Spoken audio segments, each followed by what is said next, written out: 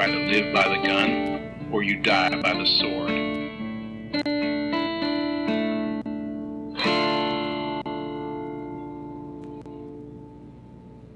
Welcome to The Good, the Bad, and the Weird. I'm Nico. And I'm Chris. And today, get your chili cheese dogs ready.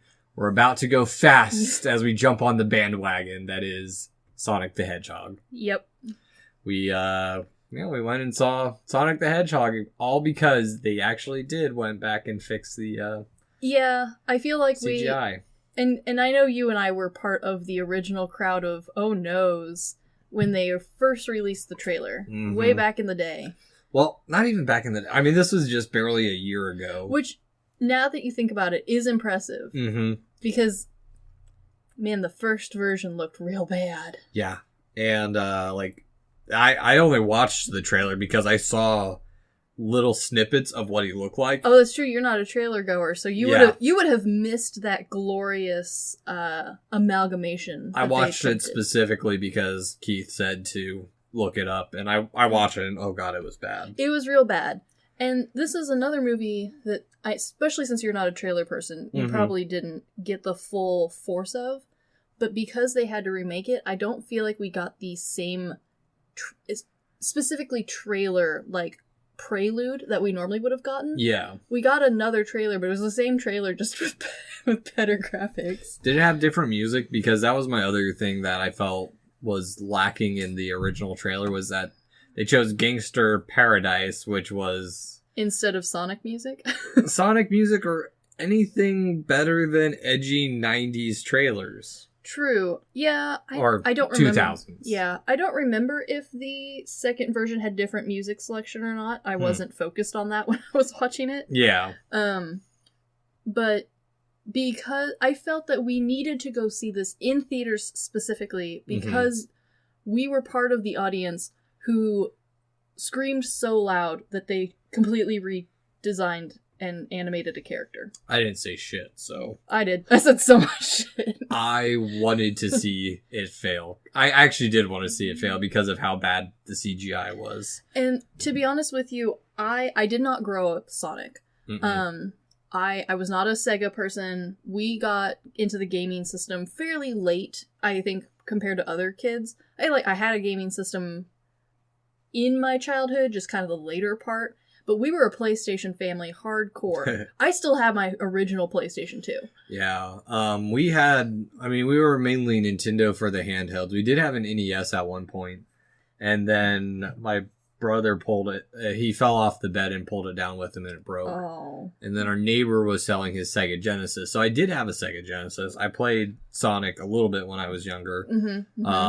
But my only exposure was Sonic 2. I think my brother had Sonic Heroes for the GameCube. Would you like to know the only Sonic game I have legitimately played, even now as an adult? Very first one? Nope. You know the one where he's surfing really fast? No. That's the one I played. I know very little Sonic either, so... I like watching other people play Sonic.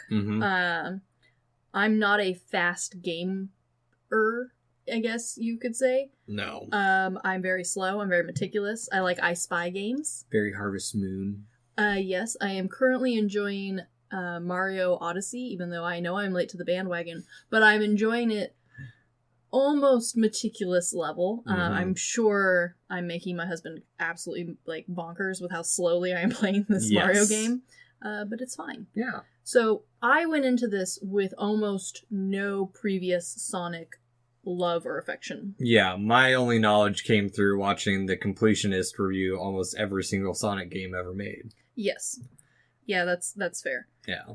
And this actually was this is our first short where we didn't see the movie together. I actually saw it with your husband. Yeah, I meant to go see it with y'all, and then couldn't make it, and ended up seeing it with Crystal instead, which kind of worked out in our favor. Yeah. Because Crystal and I had the theater practically to ourselves. There was only one other family with us, and their children could not stop talking throughout the whole movie, which meant that we had free game to also comment on the movie as it was going. Yeah, I mean, we had a bunch of children in our showing, and I realized I should not be around children still.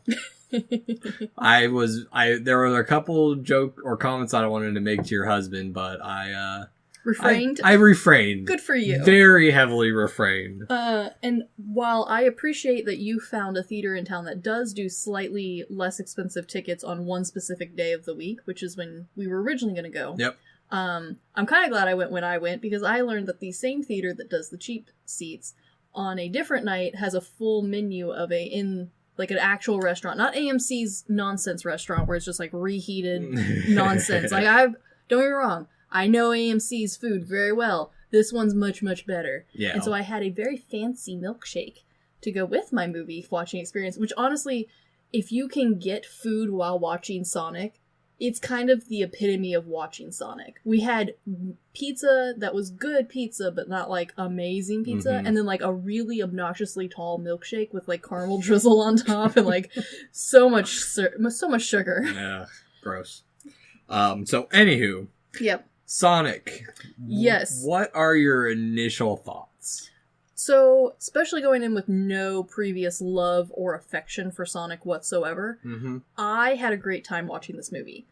The start of the movie almost hurt me with its flashbacking, but you get over that level of cheese real quick, and so it suddenly turns into nacho level cheesy, which is like a delightful level of cheesy for a movie. Yeah. And it kind of maintains normal nacho level for most of the movie, which I like. I liked that.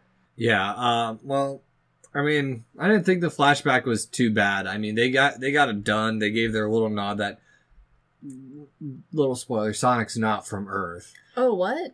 Yeah. He basically lives in the world Yeah. of the games, but Also, very briefly, baby Sonic. mm-hmm, Really fucking cute. very adorable. It is so cute. The one thing I need a plushie version of him, and I want one that's like a dog toy that squeaks. your dog will gum that thing to death. Yes, she would. It'd be great. Well, and I mean, I like that we got to see that little bit of his world. Yeah.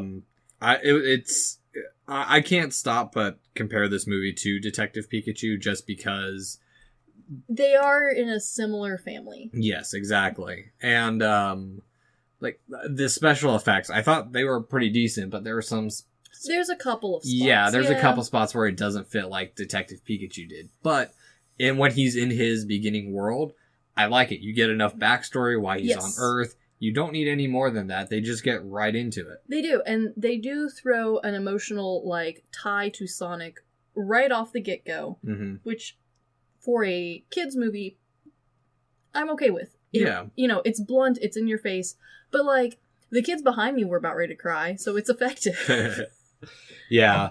And I don't know. I have a little mixed feelings about it because he ends up in Green Hills, Montana? Green Hills somewhere. Yeah, because Green Hills is the very first level of every Sonic game. Yeah. There was a lot of cute like little tie-ins to Sonic. Did I catch all of them? Oh, hell no. No, God no. No, but the dad who sat behind us, he definitely caught all of them. This, like, he was bringing his kids to watch this because he loved Sonic. Okay. Sort of mindset. And, like, his kids happened to also enjoy the concept of Sonic. Yeah. And so he caught a lot of the stuff that, like, went straight over Crystal and I's heads as non-Sonic players. Yeah. But there was enough in there to, like, as a little nod. Yeah, my only real knowledge of Sonic comes from that one YouTube video where he talks about how no Sonic is ever canon now. Yeah. Yeah. Yeah. I think Polygon, was it Polygon? I think so. I think it was Polygon did a video over the original creators' dreams and hopes for what Sonic should be. Midwest, Nebraska. A hedgehog named Sunny. Yeah. But because literally no Sonic has ever been that Sonic, yeah. Like, this Sonic, you don't notice a whole lot. Oh, yeah. I think, though, that the only place that people might feel disjointed is I did briefly as a kid catch a couple episodes of the Sonic the TV show, which arguably has a lot more story than a lot of the games do. Yeah. Or at least continuous story that makes sense And so I could see how, while I was not a super fan of that show, I did not watch every single episode. Mm-hmm. I do remember enough of it. Oh, hi, Hobbs. I do remember enough of it that, like, if you were really into that and you were hoping for that specific Sonic with that specific Dr. Robotnik, Mm-hmm. I could see how you might feel a little left out. This movie's more building up towards that type of Sonic. Yeah, exactly. I mean, it's definitely... It's a nice little story, and it's also a setup movie at the same time. It was a nice setup, though. Yeah, it worked, though. Yeah. Like, he has some mysterious power. No one knows what it is. Yeah. He's now on the run from Robotnik. Yeah. And, yeah, I don't know. It's interesting. I'm not a super fan of the cop companion, Donut Lord. I can see why you wouldn't like Donut Lord. Donut Lord to me was a left on Earth Star-Lord. Yeah. He's just a small town cop with big dreams. But he's also goofy enough to fit in with a Mm-hmm. Sonic world, which I think is important because a couple of the side characters in this movie are almost not goofy enough for Sonic the movie. Yeah. Most of them were, like, the wife's sister, she's over the top enough. The wife arguably is not. And she has such a minimal part in the... She does, which I kind of too. It makes it easy to overlook that. Yeah. But, like, the Donut Lord being the over the top character, even though he is more subtle than, like, Sonic is, Mm-hmm. I think if he had been more, like, normal, he would have looked weird next to the over-enthusiastic Sonic. Yeah, and I felt they did a good job of balancing the funny little quips with Sonic and just normal conversation. Yeah. And not everything was a punchline. There was a lot of punchlines. A lot of the comedy fell flat for me. But again, it's not a movie that's written for someone like me. No, it's not. And the punchlines they felt correct for Mm-hmm. Sonic the character. Like, they didn't feel like, oh, well, we didn't have anything else to do, let's make a one-liner. Mm-hmm. They felt correct. I really liked their use of slow motion in this movie. It was the slow motion I had wanted from a lot of the X-Men movies, Okay. but hadn't quite gotten because, of course, we might have accidentally misplaced that character. Yeah, they did a good job with that. And I was talking with Elliot about this, and I mentioned a couple things, like there is a bar fight scene in this movie. There is, yeah. And there's a lot more beer than I was expecting. There was a surprising amount of beer. Yeah. And a lot of adult humor too, which Yeah. normally, like, when I've seen kids movies like Frozen, there's like one or two, but this one was chocked full of that. There was, however, I don't think, despite the beer, which, I mean, some families will disagree, and that's a family choice, but I think that this movie managed to balance out everything to a point where I don't think, even for younger kids, this movie's inappropriate. I think you could get away with bringing just about the entire family. Yeah, I would say so too. Like, honestly, most of the adult humor came either from Sonic or Eggman. Eggman's adult humor. Sorry, Robotnik. Yeah, we haven't quite hit Eggman yet, have we? No, he's not chubby enough. Not yet. We're getting there. But yeah, Dr. Robotnik's humor was definitely the one aimed more at adults. Kids will think some of his stunts and his definitely his act is going to be hilarious to them. Yeah. So if you don't want a weird dancing child, be prepared to maybe skip this one. There's an obnoxious amount of flossing in this movie, and not the teeth flossing, the weird dancing flossing. I am officially an old person because I don't like flossing. My brother and his friends used to do it in high school all the time. Way before Fortnite or anything else. Oh yeah, and back when it was like kind of cool. Yeah, my brother stopped doing it specifically because of Fortnite. Mm-hmm. And yeah, I don't know.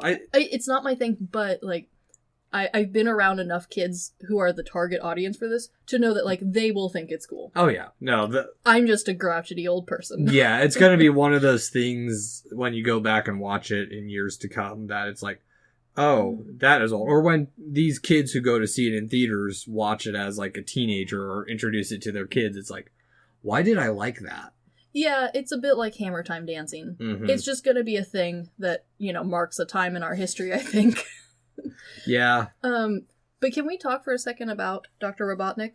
Yes. I have mixed feelings. One, because I feel Henry Zebrowski would have been fantastic in the role. You're also biased towards Henry Zebrowski, though. I am. Don't get me wrong. I like Jim Carrey in it. But I also can see Zebrowski working too. Yeah. But that being said, I'm not going to harp on that because that is not what they chose. No, they chose Jim Carrey. And I will preface this right now. I am not a Jim Carrey fan. I'm not even a Jim Carrey adjacent fan. I do not like Jim Carrey. I like him in what I've seen him in. Sure. I'm not a super huge comedy fan. Sure. So, yeah. And he's very American comedy. Yeah, and a lot of his movies aren't ones I've seen. But I will say, there is a movie I will get you guys to watch at some point. It's called Earth Girls Are Easy. Okay. It has him and Jeff Goldblum. I do like Jeff Goldblum. And another guy. I don't know the other actor's name. They come to Earth as these furry aliens. And they have to shave themselves to fit in. And... Good. Okay. Yeah. Yeah, that sounds... They crash in a woman's pool and are trying to fix their... of course. Spaceship. Of course. You would love it. See, most of my problem with Jim Carrey is not that he's I've always recognized that he is a good actor. Mm-hmm. Arguably a great actor for what he does. I've just always found him scary. Yeah. And that's unfortunate because a lot of the roles he plays, even his more serious roles, he's not the bad guy. He's meant to be the protagonist in a lot of his films. So the only time I've ever truly liked Jim Carrey in movies that I've seen anyway, the only movie for a long time that I would watch with Jim Carrey in it was the Series of Unfortunate Events, where he's the bad guy. Yeah. And then in this one, he's also an over-the-top, cartoony bad guy. And honestly, I think that's the peak of Jim Carrey for me, is when he is over-the-top, he is meant to be the bad guy. There's like no ounce of good in this human whatsoever. He's weird, he's quirky, he's a little bit spooky. Then he's perfect. He was perfect in this role. I legitimately liked him for once in my life. Yeah, no, I really liked his role. I actually really liked his suit, that little flare of red. Yeah, that was a nice touch. It was a nice touch. I also liked the character design that they went with Jim Carrey, because we all are familiar with the round Eggman version. Bushy beard. The very bushy mustache, the goggles, the bald head, and we're not given that Eggman until the end of the movie. Yeah, which we've already seen in the trailers. We see that he does go there. Yeah, and I liked the evolution that they gave him. Mm-hmm. Again, though, I'm not a Sonic fan, so I don't have any previous Eggman relations to base this off of. However, I really liked how they did this. It felt very natural. It felt like it fit in with the video game world to an extent, as best as I know it. And so, like, his over-the-top-ness balanced out this weird blue hedgehog in such a nice way that everything else kind of fit in place. Yeah, it's definitely a different kind of setup movie compared to, like, Detective Pikachu, where they created this whole world around it. Instead, this one it feels like it's set in, I mean, it is set in America, but it's set near San Francisco. Yeah, it's set in, it has a more realistic base, I feel, with that little bit of magic. It does. The other reason why I'm impressed with this movie and why I would encourage people to go watch it is Detective Pikachu, while I loved it and was really impressed with it, it's almost too easy. It, like, no Pokemon game has ever done poorly, as far as I'm aware. I don't know. I think maybe like a spin-off game or something hasn't done super well, but not a main series. Yeah. even if it's not Ash's Pikachu, Pikachu's in general, well-loved, well-liked. Mm-hmm. You have a full like a huge cast of Pokemon to pick from, and then you just put in whatever human you want. Yeah. And then the world is also already pretty much built. They've got a TV show that has flushed out a world for them to pick and choose from. Mm-hmm. Granted, Detective Pikachu flushed it out much more. Yeah. But Sonic started from not a lot. No. There's not a lot of good Sonic to pick from to build a Sonic movie from. Yeah. At least not one that would translate to San Francisco. Yeah, well, I know there is a San Francisco area in one of the games where you... We don't talk about that game. Okay. I see. I don't know Sonic. That's the only Sonic game other than Sonic. I think Sonic Riders is the game, and it's like a spin-off game where this is part of the main series. I know which one you're talking about. While I haven't played it, I watched someone else attempt to play it, and then I found their attempt so funny over a spring break one time that I then Googled it and found that a lot of people have the same problem with this game. It's just not. It's not a good game. Yeah. It's arguably unfinished. Yeah. Well, So the fact that they managed to take a character whose only real traits were going fast and eating chili dogs for most of the general populace's knowledge of a Sonic and flushed him out into a full character. They gave him a backstory that most of us either didn't have any background to or it's all completely new. Yeah. Like, they made him actually likable, which is kind of hard with a bratty kid sort of protagonist. Yeah, and, I mean, his personality is not as annoying as I thought it was going to be. Granted, I know the voice actor from Parks and Rec, and that's the only thing I know him from, and he is hella annoying in that show. Yeah, I think his character's... meant to be. That's his role in Parks and Rec. I do think it's... While his voice acting, I think he did a great job. Mm-hmm. His voice matched Sonic very nicely. He didn't sound like the obnoxious 90s protagonist from animes that we're all used to. Yeah. Looking at you, Mega Man. But at the same time, I do think it's kind of funny that they did cast him for it. Because if you ever watch interviews with him, he's not a quick guy. No. He's not a naturally fast person. So it was kind of fun to see him in the role. Yeah, and as you mentioned, you said he was on Good Mythical Morning and they planned everything around him being fast. It's what it felt like they did. I'm sure, like, I've watched the show for years and years, and I know that they do research about their guests before they invite them. But it was kind of funny to have him on literally the same morning as I was going to go watch the movie. Yeah. Did they do that on purpose? Of course they did. I am not a stupid person. But, you know, it was fun to actually get to have a more predominant face to this character. Mm-hmm. A lot of voice acting's done by either, if you're into the voice acting world, you know who this person is, or it's we picked a famous person to play the voice. Yeah, like what was it? We were watching Futurama last night, and we were looking up like the voice actors because I knew that Fry and Farnsworth were the same. Did not realize he was also Zoidberg. Yeah, it's just and Zaf Brannigan, like, yeah, it's not amazing. A big world. The voice acting world isn't truly that big, and so it was nice to see him in that role. Mm-hmm. And I think he did a really great job, and I'm kind of excited to see him in more roles similar to this. Yeah, no, I'm actually very curious where this series is going, because the one spoiler, there is a sequel coming. They at least set you up for one. We're gonna hope that it's not a Van Helsing sort of ending where, like, we just never get a sequel and you get to live with the questions forever. Well, I think now that they have an art direction to go with, the art direction is much better. They have something to work with more. Definitely, and especially because, and we had this discussion earlier today, no one's favorite character from Sonic the Hedgehog is Sonic the Hedgehog. It's kind of like how no one's favorite Harry Potter character is Harry Potter.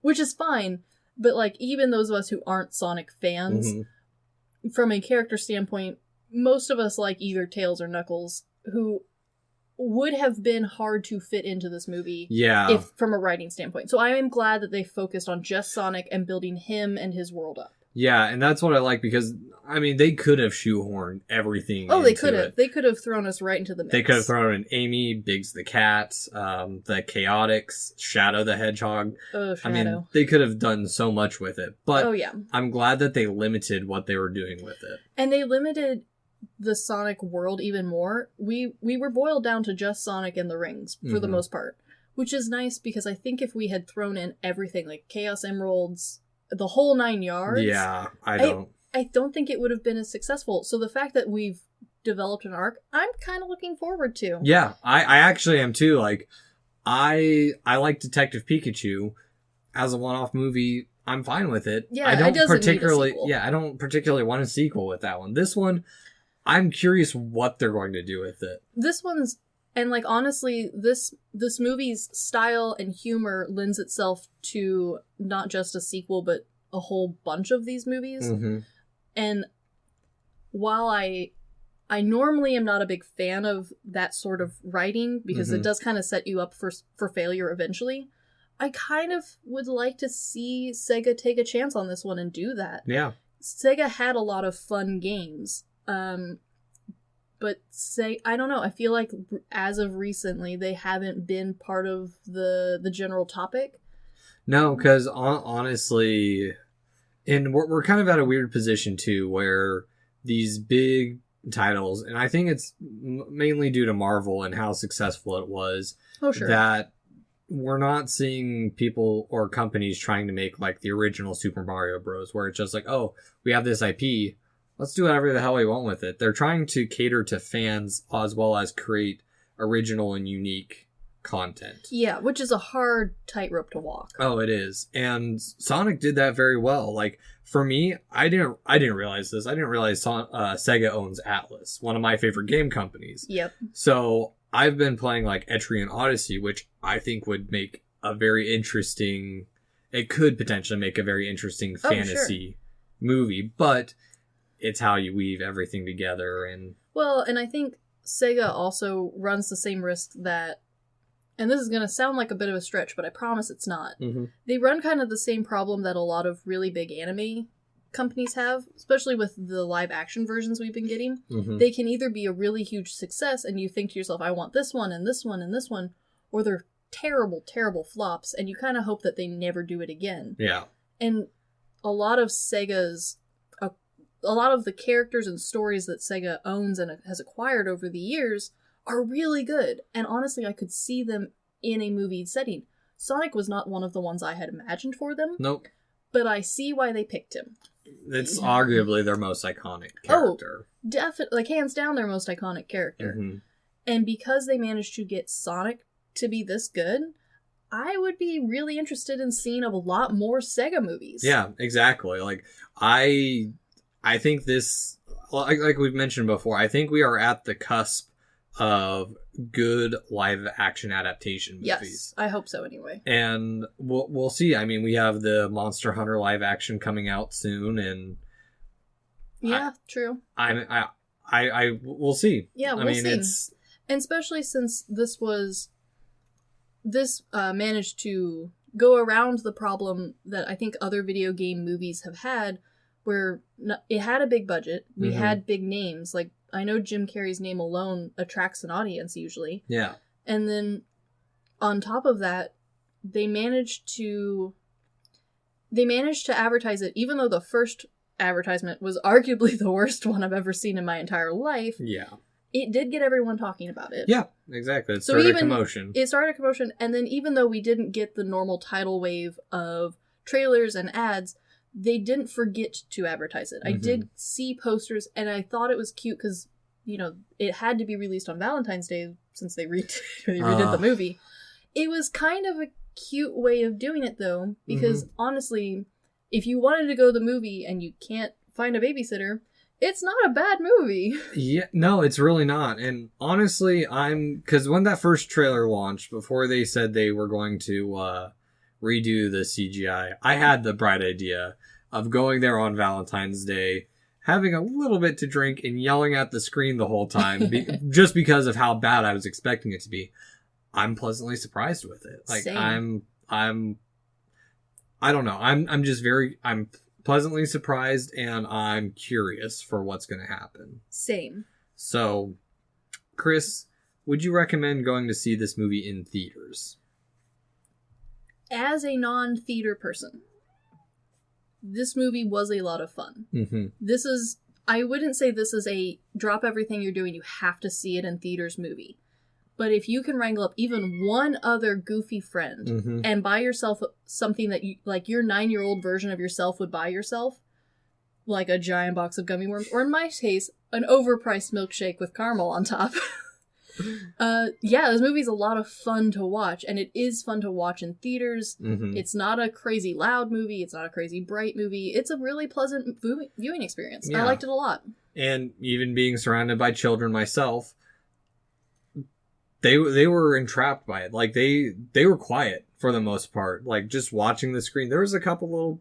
I mean, there's always going to be a blob. Yeah, but, I mean, I would maybe recommend going to see it as a matinee or with a group of friends. It's not a movie that I would actively seek out in theaters, but I think it's going to do well outside of the box office. Not only is it the largest grossing video game adaptation movie at the moment, I think it's going to do well on home video too. I think this one's going to do really well on home video. Yeah, I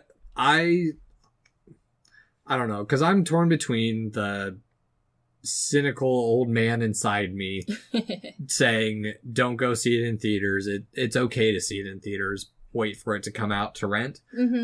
But at the same time, I'm like, it was actually enjoyable. Like, it was really fun. I'm glad I actually saw it in theaters instead of waiting for it to come out. Me too, and that's saying something. Because boy howdy, will I avoid a movie theater at any cost. Oh yes.